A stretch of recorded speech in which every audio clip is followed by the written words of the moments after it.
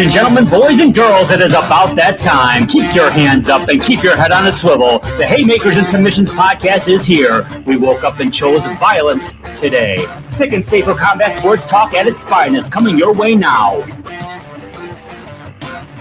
Welcome, everybody, to the Haymakers and Submissions podcast. My name is Drew. He's Chops, and we're talking all things combat sports. Today, we're going to be talking about our top 10 boxers, but not necessarily the 10 best boxers, but our 10 favorites. We'll put it that way. Yeah. And here's the thing, and I want people to know out there, and our listeners and watchers to know, I like doing like our favorites, because when we talk about what's best to us, number one, it gets dialogue, organic dialogue between you and me, but it'll also get our listeners, because everybody does, who's the all-time best 10 heavyweights. And you can say by record, this, that, whatever have you, like real quick, not to cross over in sports, but you can look at it and some people say certain years of the Celtics were some of the best teams ever. I hated Larry Bird. I was a Sixers fan. Me too. So I do put him on the list, but I hate to put him on the list. You know what I'm saying? But I respect this game. And there's a lot of people, I think, that if you go best top 10 heavyweights, if I don't like this guy you fought, you don't like this guy or this, that, whatever have you, you don't put as much in the think the guy had power, those lists can get jumbled. And a lot of times people may have the same 4 or 5 out of the top 10. But when we go our own personal favorites, what got us to watch? Why do we like them? So I love that. So this is our own personal top 10. And again, not even our best. And it's it's all weight classes. And it's not even who we think is pound for pound the best fighter, who is whatever the best. It is who we liked watching the most. The top 10 fighters we liked watching the most. So Exactly. you know what I mean? That's what I'm excited about it, man. I'm excited about it. Let's get to it. Let's do it, man. Let's do it. It's rock and roll. We potentially 20 guys to talk about. We do have a couple that overlap, but only I know. Not many though. Now here's the thing. We each have our top 10, and it was hard for me to narrow it down to top 10. And I say that because once it got like we had 10 guys, my first 5 to 6 were pretty easy. But 6 through 10, 7 through 10, I could have swapped out with other guys. Like Miguel Cotto's not on my list, but I liked watching Miguel Cotto. Yeah. I liked him a lot. You know, Camacho is not Macho Man Hector Camacho, RIP. He's not in my Diego Corrales, HIP. You know what I mean? Arturo Gatti, HIP. They're not on my list, but I love why. You know who, real quick, who I didn't put on my list and I liked watching, win or lose? Tommy Morrison. And I say because win or lose, he was coming to bring it and throw it. He had a devastating knockout loss to Ray Mercer. Devastating. But that was him. He was there to throw leather. And so as much as I respect my list, and I mean no disrespect to anybody that didn't make the list, but I'm interested to see how our list, you know, where our conversations go, because we know who matches up with who. We know that. Yeah. And which ones we have similar. But since we have guys, our list is so different. I'm going to have guys on my list that you're not filling. And I know you're going to have guys on your list that I'm not filling. So that's where I like to see, well, why did he get you there? Why were you excited to see this cat? You know what I mean? So I'm excited about this, man. I'm ready to rock and roll. Yeah, it's going to be a lot of fun. And everybody, you know, appreciate you watching. Thanks for subscribing. Don't forget to hit the like button. Hey, in the comments, put your top 10. We want to know who you guys like. And again, like Chop said, this is our personal list. This isn't who we think are the 10 best fighters necessarily we've ever seen or in history. No, but they're the 10 fighters that really got us engaged in and really and kind of cultivate our love for the sport, if you will. Yeah. So yeah, man. Yeah. Kind of fun. Yeah. All right, Chops, we got yours now. You got an alphabetical list here. Let's start at the top of your list here. Who you got? Yes. Now, again, that's the biggest thing. Alphabetical order. Okay. My first guy. Now, again, people, I'm going by boxing career. Some of these guys did things after boxing that may make you think differently or may have lost some fights toward multiple fights at the end of their career. I'm talking about when they're in their prime or what got me into boxing, what got me following him. One of them is now Oscar De La Hoya, right? And again, this is alphabetical order. I remember getting my Sports Illustrated article with De La Hoya, and it was called El Mejor, if I'm pronouncing that right, the best. He was still a young cat, East LA, or whatever have you, you know what I mean? And they're talking about how good he was going to be. And I was like, well, is this? Because you remember, Sports Illustrated was a magazine that would give you sports articles after the games happened. Yeah. You know what I mean? So you were just reading their insight, but you already knew it because Sports Center may have not been in all these, we didn't have all these sports talk shows. So I remember that on De La Hoya, right? So that's what made me start following him because he looked like a little pretty boy. You know what I'm saying? And he just didn't look like he had it. Yeah. But the reason De La Hoya is on my list is because he lived up to the hype. To me, he lived up to the hype. He fought any and all comers. Listen to me. Whether you like De La Hoya or you did not like De La Hoya, the one thing you cannot say about De La Hoya, he didn't duck anybody. No. He did not duck anybody.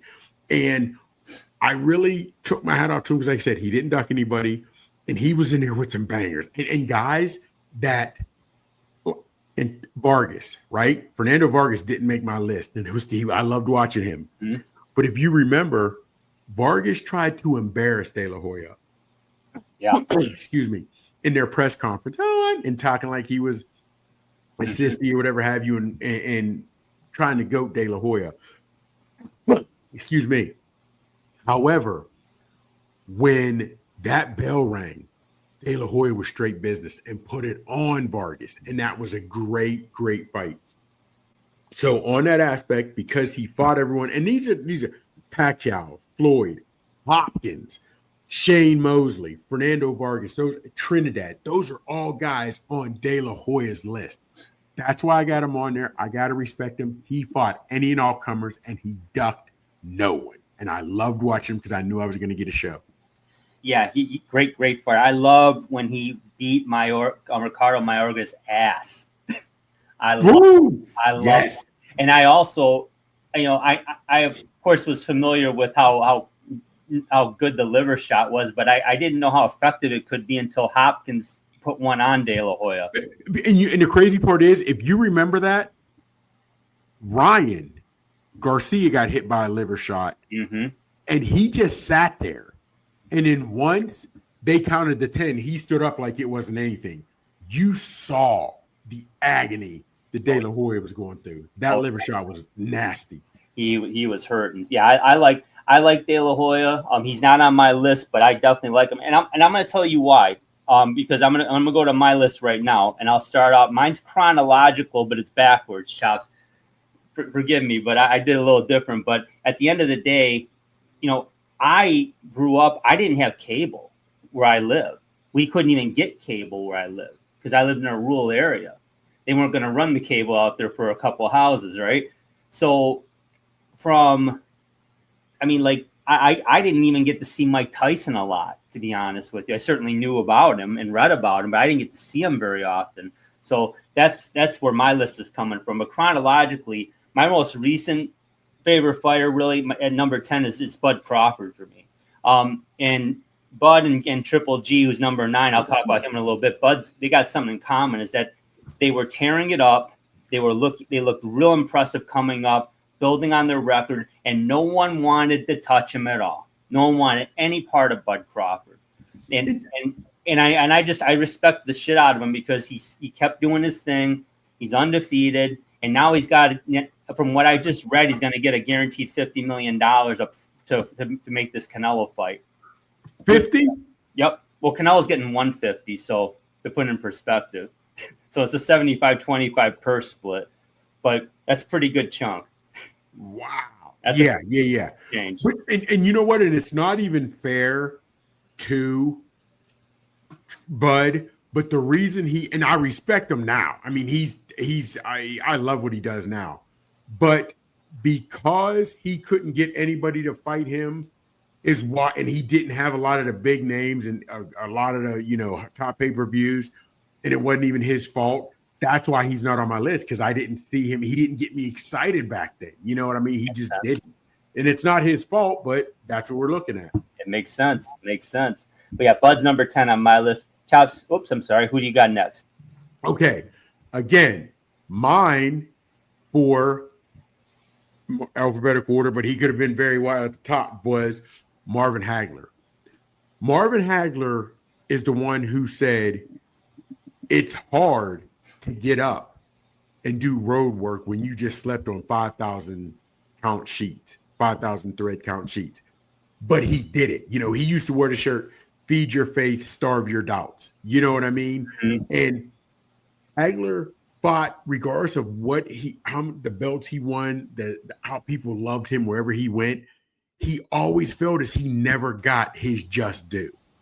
And to me, he was just, I don't want to say grimy, because he had talent, but he was a brawler. And I hate to say brawler, because a lot of times when people think brawler, you think of a guy who will suffocate you, or a guy who's just in there wailing away but doesn't have the skill set.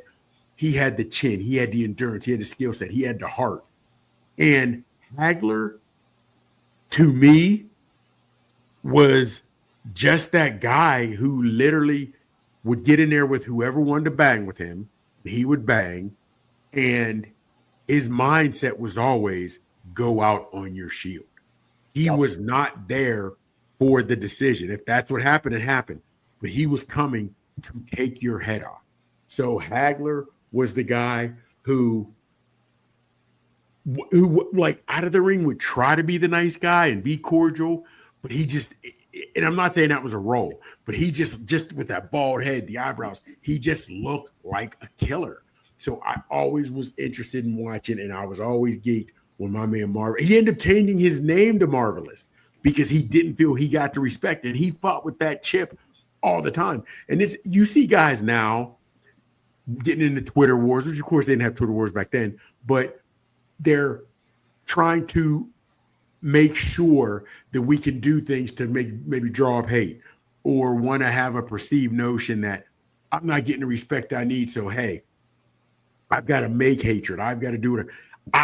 He really felt that he wasn't getting the respect he deserved. So he really and truly carried that into the ring. And he was just a monster. And I love watching him fight, man. I did. I loved it.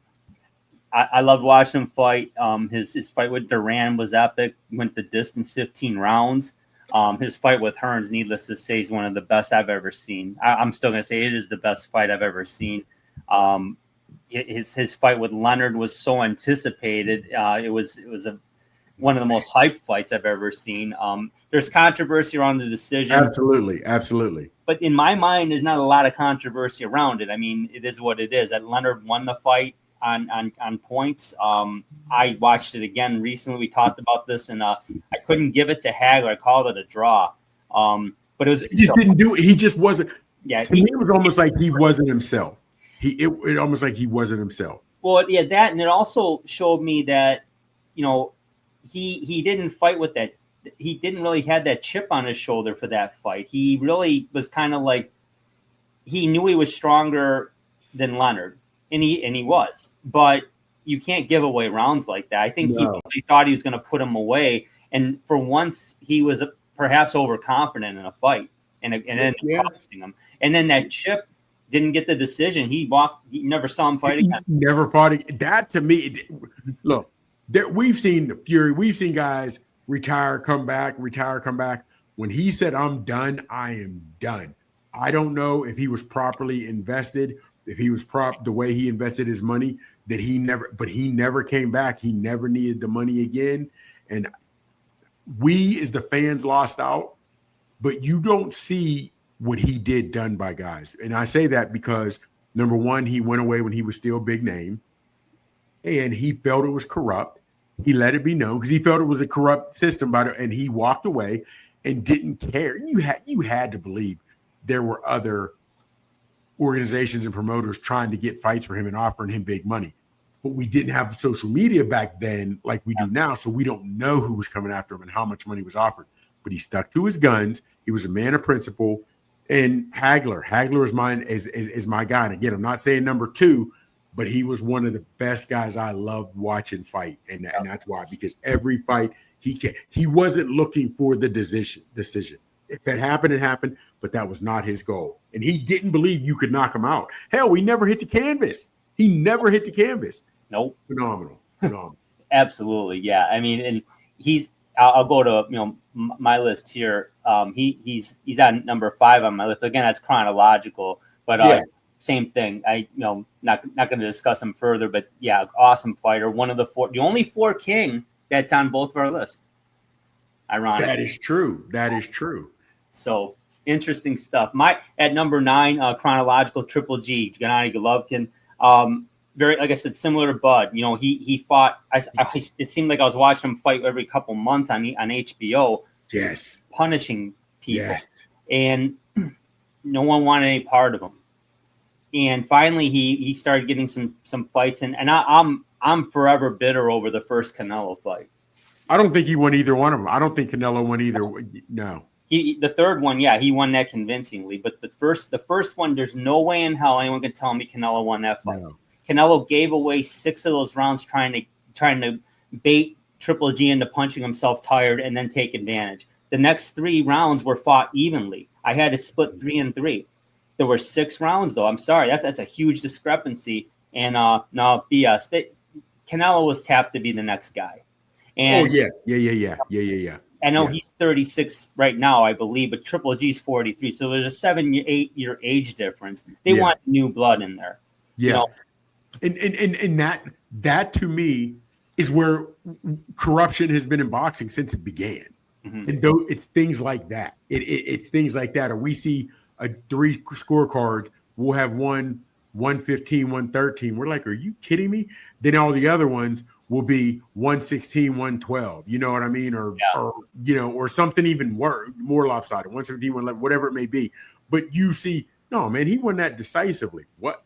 So boxing has always said that. Now, Triple G, again, on my honorable mention, but for the most part, when Triple G went into fights, he was the high favorite. So I wasn't excited to see him fight. And also, maybe because, and I understand, I call them all the European fighters, right? Whether, just the European fighters.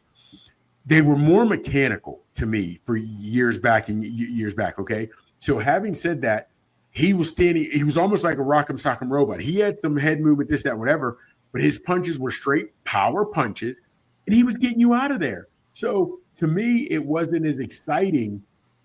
I loved watching him because he was all business, and he came to bang. He wasn't going to run. He wasn't going to be hard to find. And Triple G is only not on my top 10 because I had to narrow it to 10. Mm-hmm. But he is one of the guys I can understand why he's on your list. Yeah, great fighter. I don't believe he was ever put down either. I don't think he hit the canvas once. I don't think so either. Now that I'm thinking back, I don't think so. Nope. I don't think so, because even in his losses, he didn't. Nope, exactly. So, yep, hats off to Triple G. But who you got next, Chops? You're number 3. Okay, my third guy, and again, with the alphabetical order, Prince Naseem Hamed. You remember my boy? You remember him, right? Oh yeah. Okay. Now, the reason I like watching him, nothing he did in the ring is what you would teach a young fighter. No. But it worked for him. And I would like to know what his training camps look like. You know what I'm saying? Because does he hit the bag with that enthusiasm and run? And his game plan and the way he fought took more energy than the way a traditional fight goes. You know what I'm saying? It's more of a traditional fight than a traditional fight. And he would punch from all angles. He was just, he's walking away throwing, he's sitting there and he'd throw a right hand lead or let the opposite hand lead. And he would throw bolo punches and he'd throw uppercuts from weird angles. And the way he danced, the way he flipped coming into the ring, he just brought an excitement.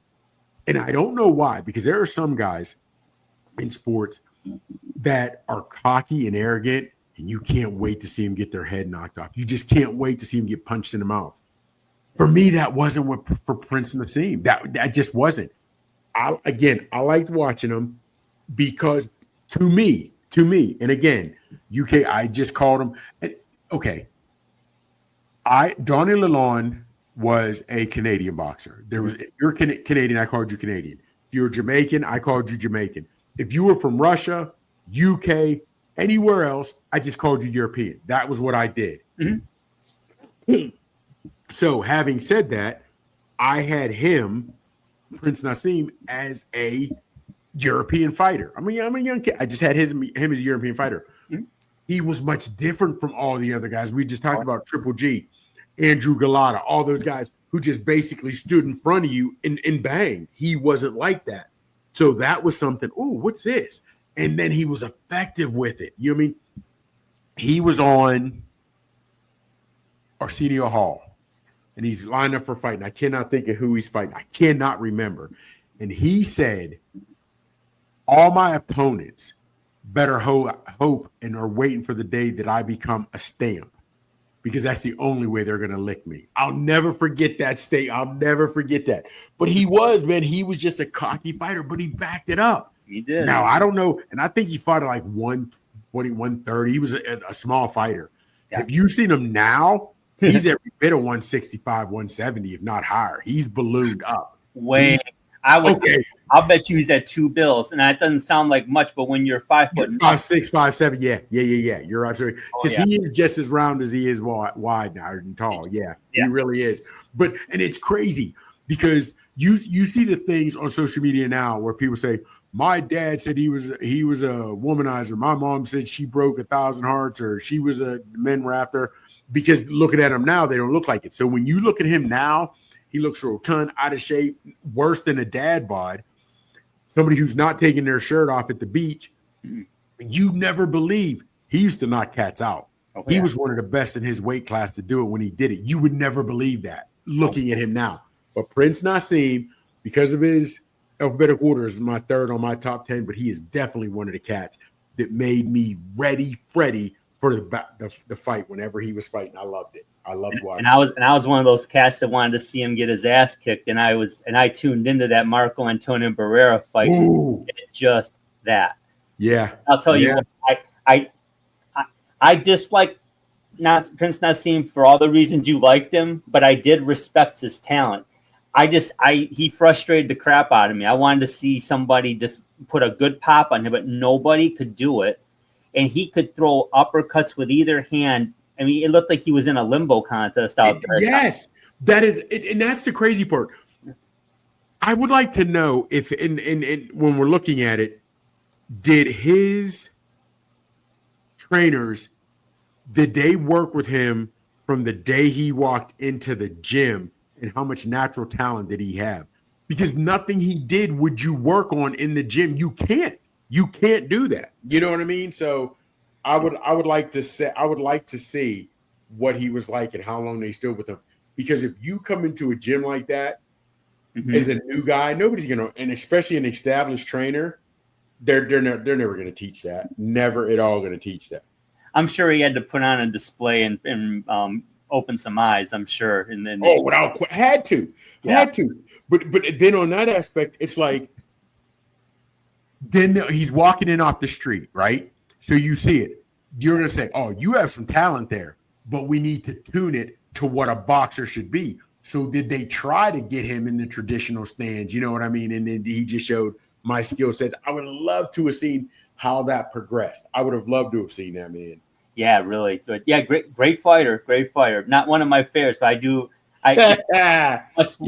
see TV. Well, again, it's what's the difference between being really liked or really hated as a celebrity? You're still getting the attention. And he was getting the pay-per-view buys and folks were watching. Yeah. He was on the watch. And the crazy part is 36 fights, 31 knockouts. He had power. And again, I don't even know if it was power or if he was the true definition of the punches you don't see. The punches you don't see. Probably a little of both. Yeah. Probably a little of both. Yeah, no question. He threw from the oddest angles, like you said. You wouldn't be seeing those. It's not like you weren't like, oh, God, I got to avoid his right hand. You just didn't know where the punches. And you're his upcoming opponent. You cannot battle that You can't replicate that in sparring. Like they say, when you're going to fight Tyson Fury, Fury's 6'9" with a great jab. Who can you find? You can find other 6'9", 7-foot guys that box, but they don't have the jab. How do you replicate that? You know what I mean? How do you replicate a Prince Nassim Hamed if that's going to be your upcoming opponent? Not in sparring. Just not going to happen. No, exactly. No, it's a good choice. I like them. I like that choice. My next one is Saul Canelo Alvarez. I first saw him when he fought Floyd Mayweather, and he put on it, and he did well for himself, even though he's very young at the time. That's why Floyd got the win. Oh, Floyd got a young Canelo and never looked back. Yep, never looked back. But at the end of the day, Canelo's done nothing but impress. Even in his defeats, he's been stellar. I give him all credit for going up to light heavyweight and knocking out Sergey Kovalev, who's been one of the best light heavyweights at least of his generation. Yeah, man. And Bivol, he took everything Bivol had. He went the distance, and it wasn't a really close fight on the cards necessarily. At least it shouldn't have been. But Bivol, he got beat up in that fight, but to me it was impressive because he didn't get knocked out. It was crazy because you've never seen him manhandled, but he stepped up in weight to fight a significantly bigger guy. Got beat up, but he didn't fall. He was there. You know what I mean? So, and Canelo, again, and it was hard for me to be a Canelo fan because I was a Triple G guy. And I felt he was given those fights, so I never wanted to see good come to him. But I had to respect what he was doing because he fought all comers. And if you stand in front of me, I'm ready to go. I'm ready to go. You know what I mean? So I got to give Canelo his flowers because he's that dude. He's like that. Yeah. He's like that.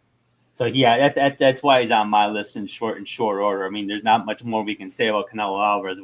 People know who he is. He's still doing his thing out there, and he's going to be fighting Bud Crawford, later in 2025. So that's going to be a good thing. But that's the next guy on my list. So Chops, who do you have next after Prince Nassim? Got him again because of the name in alphabetical order. B Hop, Bernard Hopkins, the executioner. There it is. And he was that. And he was that. You know what I mean? And I can't say again, it's another one. Was it his power? Was it his motor that he kept coming to get guys out of there? Because Hopkins was the guy that, regardless of what he did, he wasn't a physical presence. Tall and lanky to me. Not as tall and lanky because he didn't have the same build and frame and muscle definition as another tall, lanky Tommy Hearns. I don't think he threw the hard punches that Hearns did, but he was pinpoint with his accuracy. He stayed on you. He knew the sport. His boxing IQ was out of this world. So, and because I liked Hopkins, because again, you knew he was going to bring it.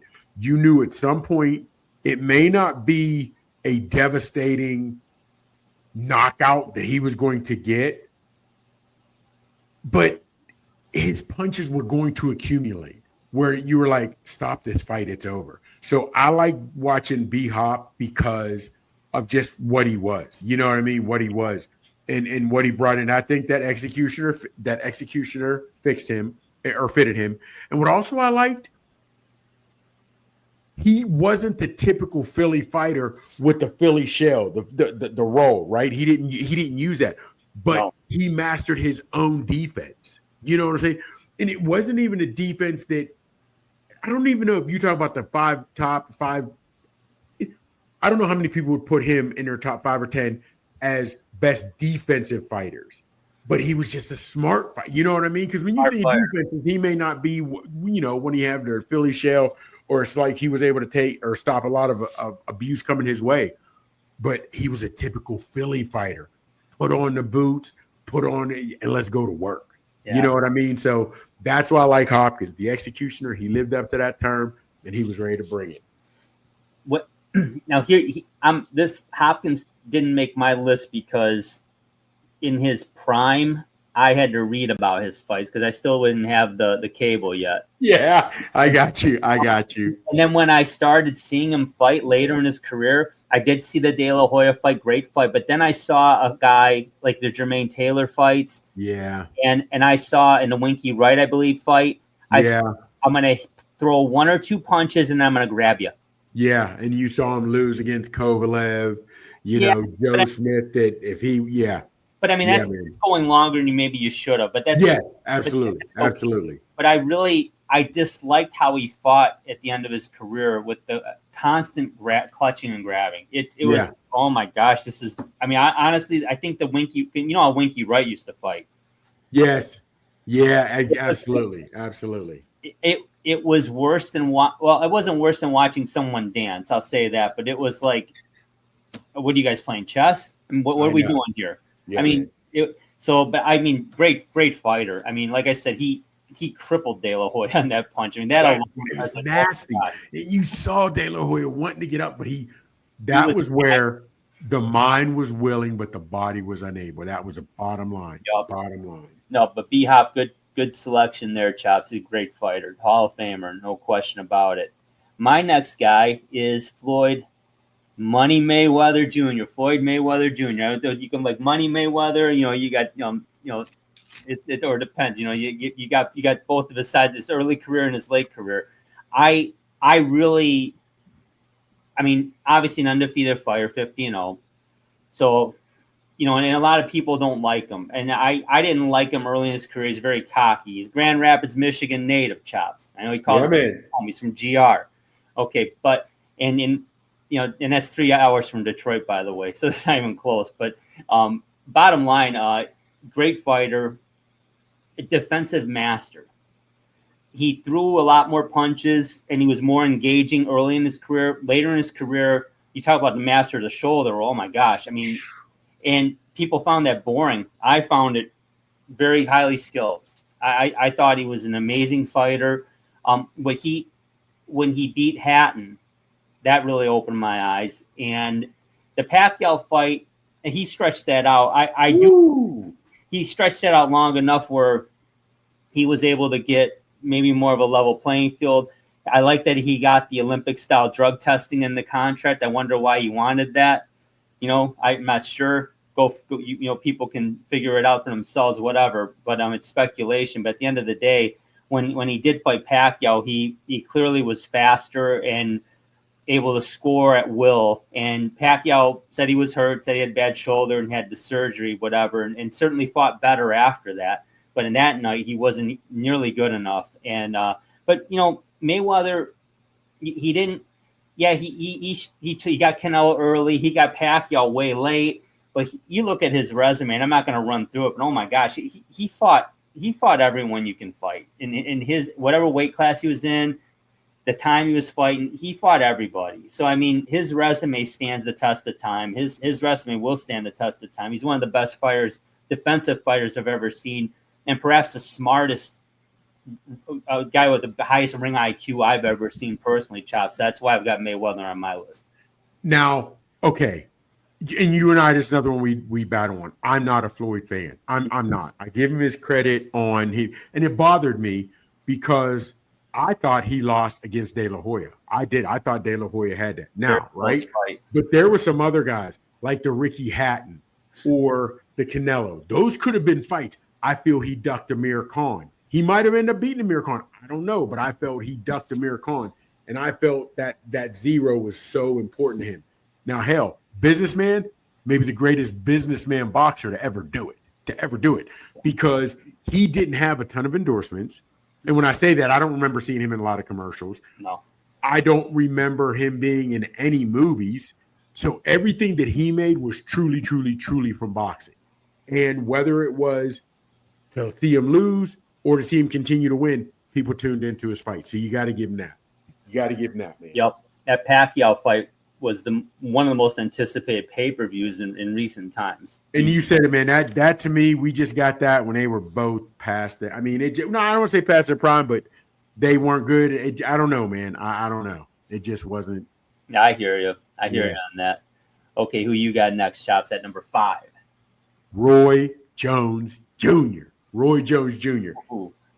Roy would sit there. He looked lackadaisical in half of his fights, but whenever it was like a cobra striking, and he would, you know what I mean? Then, and I didn't realize what it was until his cornerman, and it's the name that slipped my mind, talked about it after the James Toney fight, right? That Toney, he did that like when he did it, and then Toney did it, and boom, like a lightning from the hip, he catches Toney with a hook. That's what Roy Jones was, because Roy Jones always looked so lackadaisical. So, all right, if I got to be here, I got to be here. And then boom, just pop, just strike. So that's why like he was there. I remember watching him fight. I want to say it was ESPN, but it was Vinny Paz. When Vinny Paz was all over him, and when I say smothering him, that or whatever, and he couldn't, he ends up getting a win, the knockout, whatever have you. And he said, yo, Vinny's a great fighter, and he could beat any fighter on any given night, but he wasn't beating Roy Jones tonight. You know what I mean? That's just how that was why I love Roy Jones, man. His hand speed. He did the rooster move. You know, he imitated the roosters that he raised and whatever have you. Yeah. And he was an exciting fighter to me. And I liked it because a lot of fighters come in there hype and they're ready to go. He just looked like, all right, this is where I got to be. But since I got to be here, I got to make you pay for me being here. You know what I mean? And he put it on his opponents, and I loved it. He had the fastest and strongest punches I've ever seen. I mean, he didn't, like you said, he was unconventional in how he threw punches. He threw it. His jab sometimes almost came from the hip. Yes. But man, it would, like you said, a cobra strike, man, it would snap and it had power. Ooh.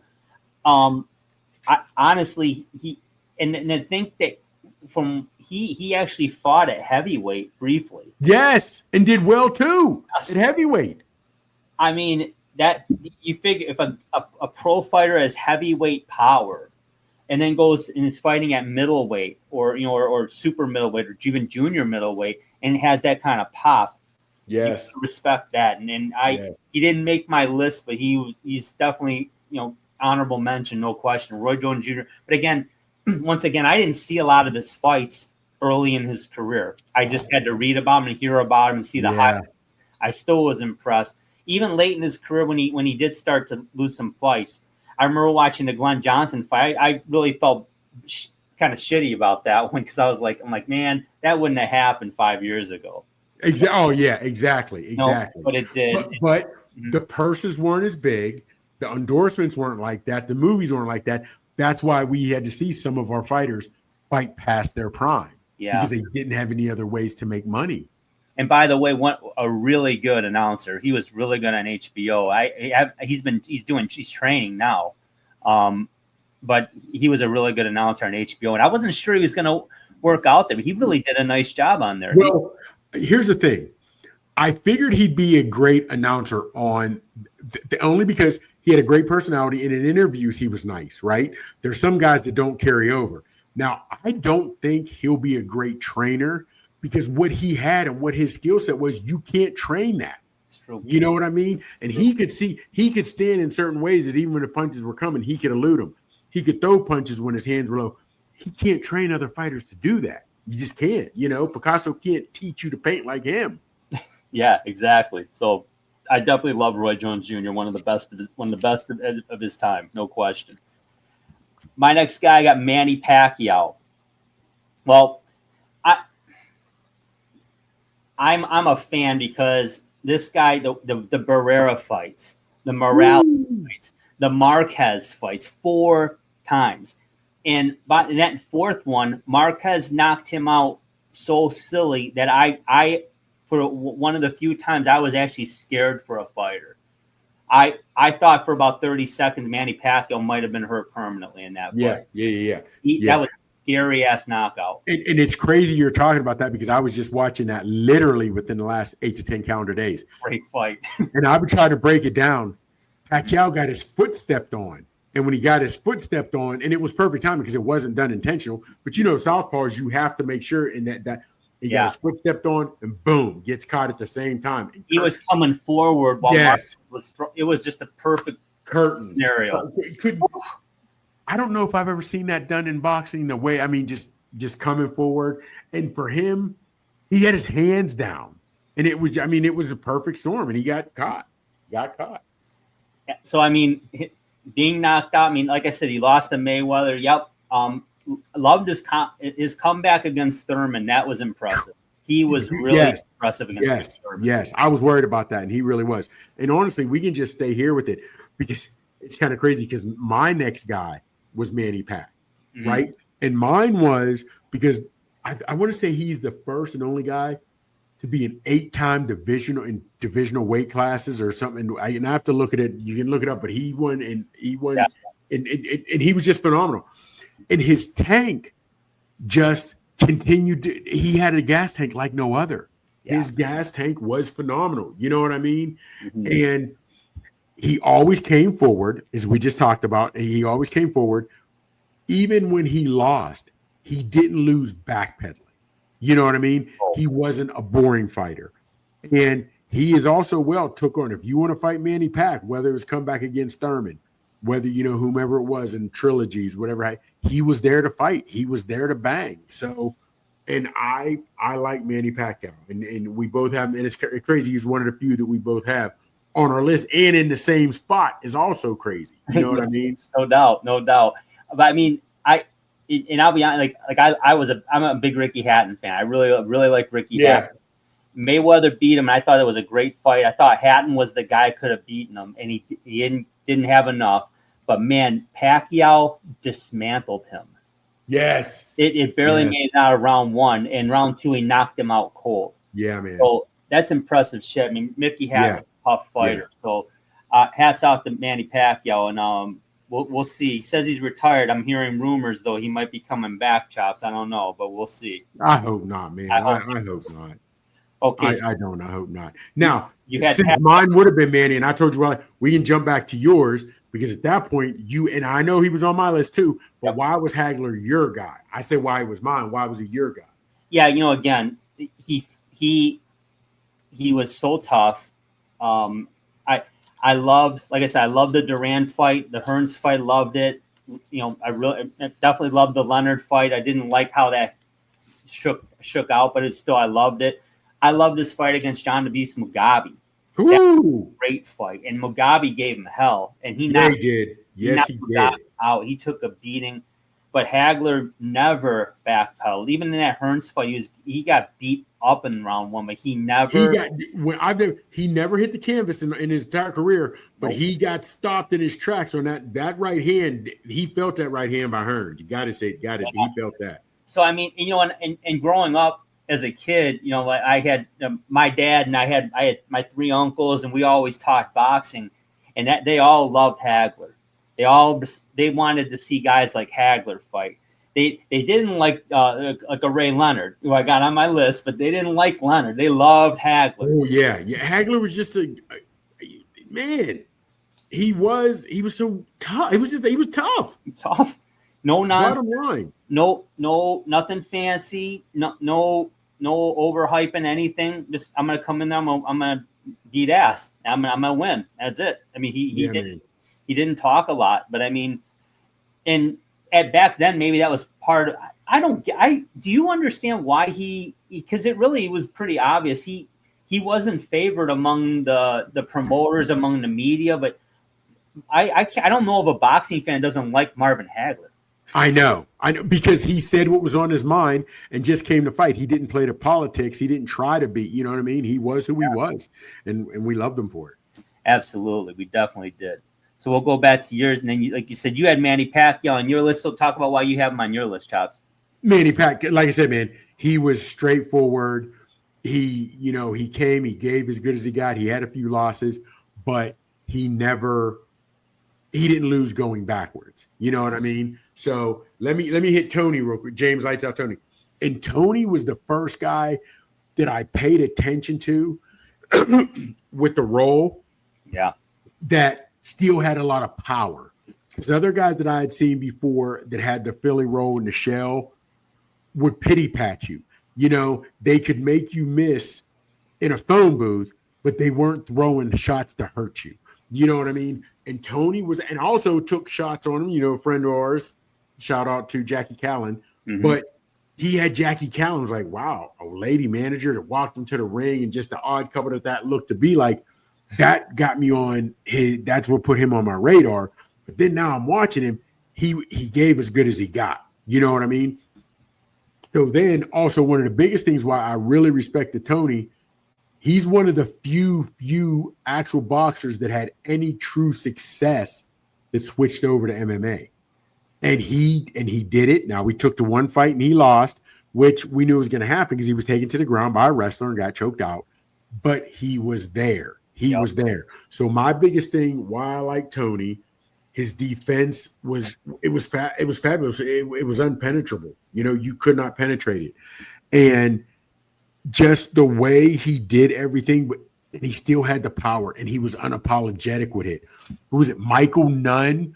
He suffered a pretty bad cut, and they were like, yo, if something don't happen this round, we're gonna have to stop it. So what's he do? He comes out and knocks out Michael Nunn.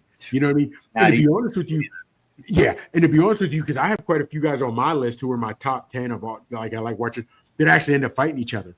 And this Tony and Roy Jones are two of those guys. Yeah. And to me, it's hard to say. I want to say Roy Jones. I don't know who I said had the better tools, the better toolbox and skill set, because Roy Jones was so much faster. He could keep his hands down. Tony had a defense that he didn't have to keep his head on a pendulum. He didn't have to try to get off the line because the way he fought, it was hard to. I don't know. But I do believe in that fight. Mm-hmm. And Roy Jones' victory over Tony was, to me, merely because of speed. Because your boy Jones had so much speed, it didn't matter. He wasn't trying to chase Tony down because Tony was always going to be there. He could throw the punches from the low, from the hip. So he's throwing from the lip. He's hitting the body. He's hitting this. He's doing that. He wasn't trying to. A lot of the other guys were traditional, so they're throwing their jab. When Tony is rolled up back and like this, you can't hit anything. But when you had the speed and the unorthodox style that Roy Jones had, all that defense goes out the window. So when you put speed plus style, Roy Jones was just Roy Jones. You know what I mean? So, but I like Tony because of his style, but he also brought the power. Because a lot of those other guys with the Philly roll and the shell didn't have power with it. He did. Yeah, and being from Michigan, we certainly knew what James Toney was from the get-go. Yeah, man. Kalen, of course, and love James Toney. He didn't make my top 10 list, but at the end of the day, loved watching him fight. And very impressive. He started out like you say, he started at middleweight, I believe, and he ended up working his way up to heavyweight, and then going to MMA, and actually had success there. So he beat Holyfield. He put it on Holyfield. And I understand it was age, but he put it on Holyfield as a heavyweight. That was impressive. Very impressive. He's a great fighter and a great story. No question. That's a great choice there, Chops. I like lights out Tony. My next guy is Sugar Ray Leonard. Sugar Ray Leonard. Now, I have another fighter I like a lot. I love, and he's on my list. I haven't gotten him yet. He's on there though, but I have so much respect for Marvin Hagler. What he did, and I'll say it's Tommy Hearns. When Hagler beat Hearns, I was like, okay, wow, and it was no nonsense. Leonard was really the same way. I mean, I wanted Hearns to beat Leonard so bad. And I was so bummed when he lost him in 81, Chops. And we're older, right? I was 7 years old, man. And I'm just like, wow. Angelo Dundee, you're blowing it, son. You're blowing it. He was. Once again, Hearns loses a fight, but his opponent gets hurt worse. Leonard had a detached retina and it almost ended his career. Yeah. He really kind of derailed it, to be honest with you. Oh, without question. So, and Hagler spent some time in the hospital after that fight, and I don't think Tommy did, but yet Tommy lost. Yeah. So, but at the end of the day, Leonard took the baton from Ali in terms of media coverage. Yeah, Ali was at the end. He still was fighting though in '76, but Leonard was the heir apparent. He was on every 7-Up commercials, you name it, he was on there. And that Benitez fight was a great fight. Wilford, yeah. His first fight with Duran, and he lost that fight. But man, that's where I think he got a lot of people's respect that thought he was just, basically just trying to be Ali. Yeah. He ran toe to toe. He lost, but he fought hard, and it was a damn close fight. Yeah. Now, you go ahead. And when you talk about Sugar Ray and how he, like, the baton was passed him, he was able to get the media coverage and get endorsements and do commercials. I hate to say it, he was so well spoken, and he was such a gentleman outside the ring. But when it's time to put the gloves on, he flips that switch, and he's a killer. He was a killer. You just did. I think his power was highly underrated. I do. I just do. And I don't know if it's because he had a great gas tank and he could keep the power from the first round to the 10th to the 12th, and he was hitting with basically the same velocity where a lot of other people in the 12th will lose power. I don't know. But he had devastating power. And I hate to say devastating, but he was always game, and he had power. He was economical with his power punches, but he certainly had them. But he was always throwing. He was he and people said, well, he ran. No, he didn't run. He was a boxer. No, not at all. Run. I would say the only fight you could possibly say that was maybe he danced a lot with Hagler. Without question. But it was by design. Without question. It was a bait. He was trying to get him to chase him, trying to get him to get impatient, and it kind of worked. It definitely worked. He won the fight. It worked against Duran in the second fight. He got even if you don't know a lick of Spanish, you know what no mas means. I mean, yeah, man, we know that. You do. Absolutely, I mean, you do. He frustrated the shit out of great fighters. Yes. But like you said, he knocked Tommy Hearns out. Tommy Hearns out. One of the greatest fights of his that I loved was him and Donnie Lalonde. They were banging, and they were banging, and I loved it. I mean, that was a great fight. Great fight. Lalonde hurt him. Yes, he did, and he stayed the course, and he ended up getting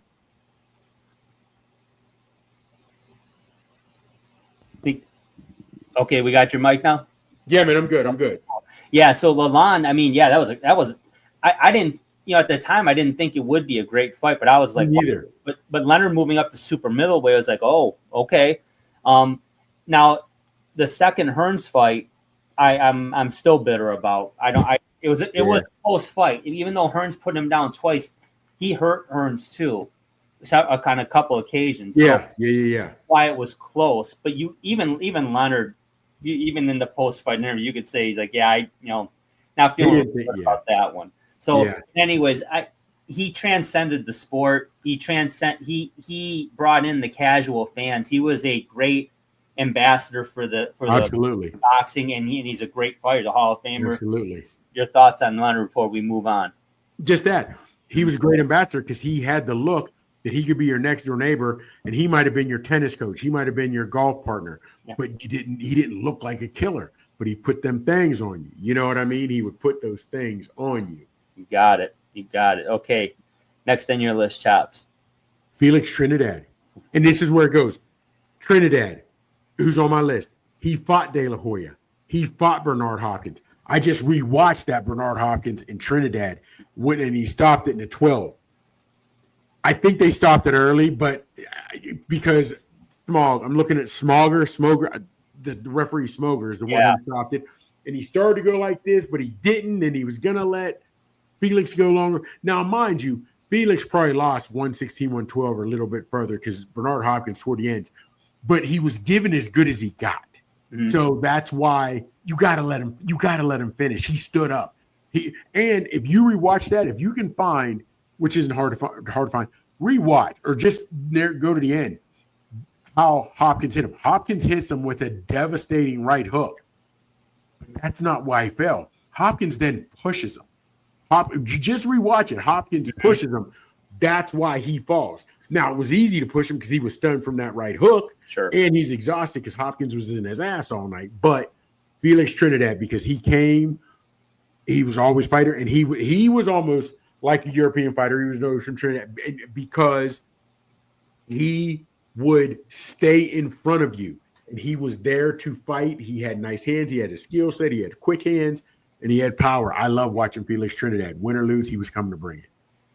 Great fighter, not on my list, but he like you said, he fought Hopkins and he fought De La Hoya. I mean, he did Cotto and him fought as well, right? Yes, I want to say he did fight Cotto. Yeah. I mean, it's again, he's in that kind of black hole where I was in college in his heyday, but I was probably too busy back cocktails at night instead of watching pay-per-view boxing like I should have been. But absolutely, love Trinidad. Definitely honorable mention on my list. Nothing negative to say about Tito. He was a gamer, great fighter.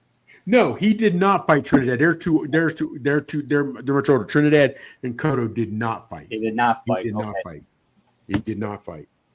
But I got all right. So who's your next guy? Oh, okay. Hands of Stone. Yeah. Earl Duran. I mean this. The Leonard fights. That's what opened my eyes. And certainly I was disappointed when he quit on that second fight. I didn't like that. But I respect. I mean, when he took Hagler to distance in 15, that opened my eyes. When he ended up beating, when he beat Davey Moore, that's when it's like, okay, maybe he's coming around. And then when he stunned Iran Barkley, I mean, that was unreal. Considering and this is just how funny boxing is, right? Hearns destroyed Duran. Of all the fight, Duran never got knocked out in any other fight except for that one. And yet Barkley got Hearns twice. Yes. But then Duran got Barkley. Styles make fights. Styles make fights. You know what I mean? So, yeah. And Duran, he's not on my list, but again, honorable mention. But that's where – and he's one of the four kings, but he had already put in work and had some nice, vicious fights and good wins before he even fought Leonard or, got in the ring with those guys. But you've got to give Duran his due. You've got to. Again, he didn't make mine. However, his problem, and I think which he took a lot of punishment as well. He gave a lot of punishment in his fights. But between fights, when you talk about a guy that partied, ballooned up in weight, man, he did exactly that. Yeah. But I understand why he's on your list. Legend, absolute legend. But he could have been better. As great as he was, he could have been better. He could have been sharper. Perhaps one of the best lightweights of all time. Yes. And it comes down to how much better could his career have been disciplined if he'd have been disciplined. You know what I mean? How much better could he have been? When we talk about discipline, and we didn't really hit on it with Hagler, to fight your entire career at one weight class, that means you stay disciplined. You stay, even as you get older, you don't put on weight. Drew, you've watched a lot of fights in your day and seen a lot of fighters. Mm-hmm. You don't see fighters staying in one weight class their entire career. You don't see it. You don't see it. Father Time gets on those, getting those 4 or 5 extra pounds off is hard. So they just go up to the weight class. He didn't do that. No, not at all. That's impressive. Yes, very. So definitely one of my favorites. Chops, who you got next? Well, hold on. Yours was, okay, Mike Tyson. Now, this is the only one that was my true number one. Okay. Now, I remember catching on to Tyson when I'm watching videos and seeing things when he's before your boy, and there was only clips here and there. You find it whatever, before Cus D'Amato had passed, right? Mm-hmm. And that's really, or he had just, and that peekaboo style. I had never seen that peekaboo style where he comes in offline and he's whatever have you, not much from here. That's all he was doing with a guard. You know what I'm saying? And that right hook to that quick right uppercut was beautiful. Yeah. Tyson was the reason. It was Tyson. He was destroying cats. You know what I'm saying? And believe it or not, when you look at it, even as he had gotten older or whatever have you, and even when he lost to Buster Douglas, Tyson, he never got credit for the chin that he had because he took some shots. Even when he was beating cats, mm-hmm. he was taking shots and he wasn't hitting the canvas. You know what I'm saying? So, but Mike Tyson, man, and it's easy. Why he was coming to knock people's heads off. You know what I mean? And he was a true punisher. He come on, man. It was that's why Mike Tyson was my true number one. For the same reason that everybody else liked watching Tyson is why I like watching Tyson. I should have him on my list. I'll be honest with you. I should have him on my list. It wasn't a matter of if he was going to win. It was how quick. Yeah, absolutely. And to give folks a perspective, the first Tyson Holyfield fight, which I believe was in '96, and that, I mean, very few people picked Holyfield to win that fight. The pay-per-view was set up as such. It was $10 per round up to 5 rounds. So if it went 2 rounds, you were going to pay 20. If it went 4, you'd pay 40. If it went 5 or beyond, it was going to be $50. What a bargain back then, right? I mean, yeah. Well, that fight went 7 rounds. Great fight, and Holyfield ends up winning by knockout. Great fight. But that's how devastating Mike Tyson was. I thought Michael Spinks might go 5 rounds with him. Are you serious? Yeah, I did. I thought Spinks was going to at least put up a fight. 91 seconds. Well, here's the thing. Tyson, to me, was a true case of how your career can go from sugar to shit with who your corner is. Because Tyson was different. Okay. And a promoter. First, he loses Cuz D'Amato. But it ain't no thing because he still has Jim Jacobs, Caton, and Rooney, right? He still had Kevin Rooney. Then was it Bill Jacobs died. And Jacobs was the one who really looked after him. Clayton was a snake in the grass. He was terrible, right?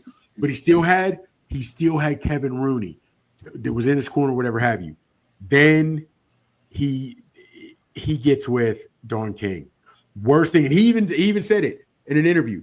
Don King was like having a snake in the room. When the lights are on, you're fine because you can see the snake. You know what's going on. But once you turn the lights out, you can't see the snake. And that's because he ends up hiring Rich Cicchetti. When they came, who's he? I want to say it was Buster Douglas. They didn't even have his corner didn't even have an in-swell with them. I mean, it was just that, and that shows you what happened. Now, mind you, don't forget they found him in a home. You know what I mean? In a juvenile facility. Yeah. And that's what he was. But whether it was through Cuz, whether it's through Kevin Rooney, they were able to harness that and use those powers for good, for lack of a better term. But when Cuz died, and then he gets rid of Kevin Rooney, you just saw him go downhill. Man. And it was rough. And when you talk about Spinks real quick, I don't know if you realize it. Kevin Rooney, right before the bell rings, said, "Mike, I bet our entire purse." It wasn't taboo back then, or his way to. I bet our entire purse that you're going to not hit, that you're going to knock him out in the first round. So Tyson was fighting under the guidance that if I don't knock him out in the first round, I'm not getting paid. Oh my! You know what I mean? So I hear that. Wow. Oh man, yeah. He talked about it in an interview. He said Kevin told me he bet our entire purse on a first round knockout. Yeah. That's I got to knock this guy out in the first round. So let me go ahead and do that and get up out of here. Yeah, man. A lot of when Tyson first started out, people either they loved him or were just enamored with how strong and fast he was. That was it. The speed, because he was throwing punches faster than any heavyweights ever had. Yeah, the power. Ali might have had the speed, but he didn't have that power. Yeah, not like that. I mean, Mike Tyson was the most dominant fighter I've ever seen. Obviously, when he had a lot of personal issues, and then that crept into, and then he went to jail, and he was never the same after that. Who is? He made the comeback, and wow, I remember that Peter McNeely, and this was on Fox, I believe, regular TV, and it was must-see TV. And then Buster Mathis Jr., I remember that fight, and and then he got the Holyfield fights, but then it went off the rails after that whole first Holyfield fight, and then you had the ear bite in the second one. So he hurt his boxing legacy at the end a little bit, but I think people that hated him years ago for what he did and when he went to jail, and now they love him because they've seen him in the Hangover movies. Yes, forgiven him. I mean, and his one-man show that he did that was that was phenomenal. I watched it. It was really, I liked that. It was really good. Yeah, I did enjoy it. I thought it was great. One of the most devastating fighters of all time. No, there's no doubting that he should be on any list. He should be on my list. I'll be honest with you. I should have had him there. But I'm not going to take away from anybody else here. Thomas Hitman Hearns is my next guy. Chop. Here's the thing. Tommy lost a lot. He didn't lose a lot of fights, but he lost a lot of his biggest fights. He came out on the short end. But at the end of the day, we'd still talk about those fights all the time. The Leonard fight, the Hagler fight, the Duran fight, the Four Kings. He whether he won or lost, it was a show. Very disappointed with the Iran Barkley fights, but at the end of the day, I mean, what he did to Dennis Andres and Juan Roldan, he fought Benitez, and at the end of the day, Tommy Hearns is just an awesome fighter. I was a young kid in the Detroit area. You grew up, and the first guy I even knew about was Ali. The next guy was Hearns, because he was coming up in the late 70s or early 80s there. By 81, he was already a champion. Loved Kronk boxing, Emmanuel Stewart. Kronk Jim is Emmanuel Stewart and Tommy Hearns. Yes, and without question. Just amazing, and I can't say enough about him. But what your thoughts on Tommy Hearns? Dude, well, first off, I love the Jerry curl we used to rock, but I mean, Tommy Hearns, he was thin, he was lean, he went up to multiple weight classes. His power was always there. I love Tommy Hearns. And he waited to set that overhand right, but it wasn't obvious. He would use his jab. He had other tools, but he was waiting. When he lands that overhand right, you can cancel Christmas, baby. You can cancel Christmas. Mm-hmm. You know it. Yeah, Tommy Hearns is just an awesome fighter. Yes. Really fun to watch. And most of the time he was going to dismantle his opponent. And sometimes it was going to be an adventure, but it was always going to be fun to watch. There's no question. So Tommy Hearns, my number 2 guy. Your next guy, Chops. My last guy, Sweet Yep. Pea. Mm-hmm. Because I watched Sweet Pea also do the Philly roll, but he fought different ways. But he was making guys miss, and he was the one who had the Philly roll with the pitter pat punches. He didn't have a lot of knockouts. No. So Sweet Pea got me hyped because he was little and he was truly a master of the sweet science. I love watching Sweet Pea because he would make you miss, then he would deliver. Might not knock you out, but you knew at the end of the fight you were frustrated and you lost. You might not look like you lost physically, but we all know you lost that fight. Yeah, no question. Yeah, it just and it's hard because, and I understand to someone else, you might like, but Mike, he wasn't exciting. He didn't knock people out, but he made you miss. He could stand there in the corner and move, and you swung 9 times and you barely hit him once. That's why I liked watching Sweet Pea, because he was small, he was little, didn't have a lot of power, but Sweet Pea was that dude. And he was the true definition of the sweet science. I loved it. He would defensively, he was every bit as good as Mayweather, without question. But he wasn't as demonstrative with his personality, so you didn't hear about him that much. No. And I wouldn't say that hurt him, but that's why I would say the casual boxing fans not maybe super familiar with him. It's a great. He didn't sell himself like a lot of guys do verbally. Nope. But skill set wise, he was up there with anybody. He didn't have a lot of power, but he didn't need it, because by the end of the fight, you're landing 23% of your punches against him, and he's landing 58 to 60. Not that high, but you know what I mean. It was a huge disparity because he was a little more than Tony in the aspect of Tony could stand in a phone booth and make you miss. Purnell could too, but he'd also move because he needed that room because he didn't have Tony's power. Mm-hmm. Yeah, it's a great point. Man. What a great fighter, great champion.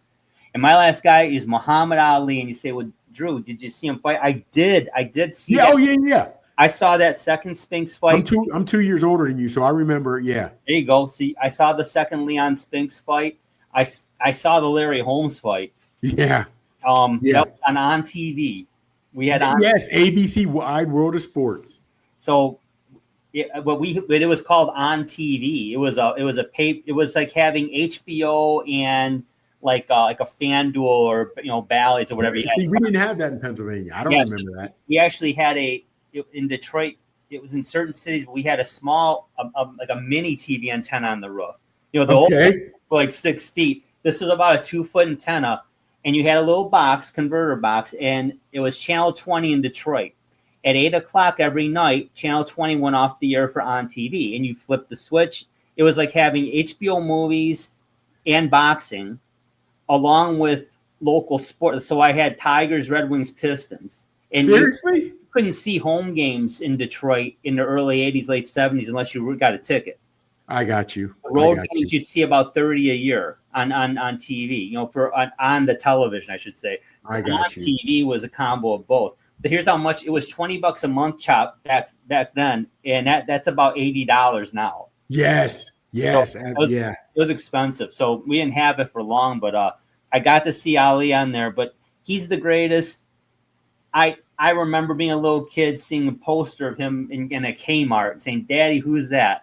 That's I remember the Decon commercials. Yes. Yeah. I just, and his legacy is unmatched. So he is my number one. And and I can say that because I was able to see him fight. But your thoughts on Ali? I got you. Well, okay, I don't agree with the same. He was the greatest. Now, the greatest showman, the greatest personality in boxing, yes. But, and again, because now I look at some guys where if Frazier maybe had a right hand, he might have been able to do a little bit better against Ali because all he had was the left. And that's all, if he could set up the jab properly, if he knew a little bit, whatever have you. If Foreman would have been, and I still don't understand. We talked about this before. Foreman never wanted that rematch. If you're smart enough to realize, don't throw the bolo punches all the time. You know what I mean? Sit there, wait for it a little bit. But you got to give Ali his due. Mentally, he was beating a lot of cats before they even ever stepped into the ring. Oh. So the greatest mind in boxing, the greatest showman, the greatest personality, all day, every day. I'll give you that. I will give you that. Now, let me ask you this real quick. I told you 2 or 3 of my guys that were honorable mention that I didn't name. Who were some of the honorable mention on your list that you didn't name, that you had maybe 6 through 10 that you said, no, I'm going with him rather than him? For my favorites, I loved Arturo Gatti, Thunder Gotti, but didn't make my top 10. But I didn't miss his fights. Yeah. I got you. Yeah. Fights. Aaron Pryor. I got you. His fights with Arguello were classic, and I really feel like he beat. I know he beat Hearns in amateurs, and I believe he beat Leonard in amateurs. I know he beat Hearns. In amateurs. I'd have to look into that one. A lot of controversy around him. Panama Lewis with his special bottle, right? Yes, yeah. Hope not, but Aaron Pryor was one definitely. Arturo Gatti, Ricky Hatton was another one. I liked watching Ricky Hatton. I like Boom Boom. Yeah. I did too. I really did. I liked, but I had to. We had to whittle with the 10. You know what else? One of these episodes I'd like to do. Best rivalries. I don't care if they had a rematch or if they had trilogies. Some of the best, and not so much because they were the 3 greatest fights, but these guys didn't like each other, and who, you know what I mean? So, I'd like to see some of those, man. I'd like to go over some of those. That'd be real interesting. Yeah. This was a lot of fun. Hey, everybody. Absolutely. Yeah. Thanks for watching. Thanks for subscribing. Don't forget, give us your top 10. Put it in the comments. We'd love to hear what you think. And you can agree with us or disagree with us, but at the end of the day, we're not saying these are the 10 best fighters. We're saying they're just who we liked watching us. And this is the great thing about sports, especially boxing. What you like, I may not like. Vice versa. You may not like the jab. I like their jab. You like the overhand right. I like their uppercut. But that's why we like the interaction of the fans. Let us know what you're thinking, what you're feeling. Let's rock and roll with it.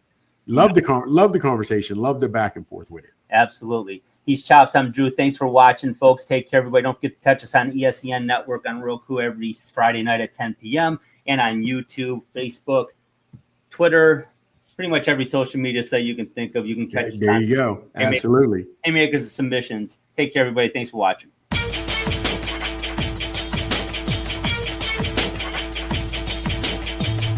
Thank you for watching the Haymakers and Submissions podcast. You can find us on the ESEN Network on the Roku app every Friday night at 10 p.m. Eastern Standard Time beginning on October 4th, 2024.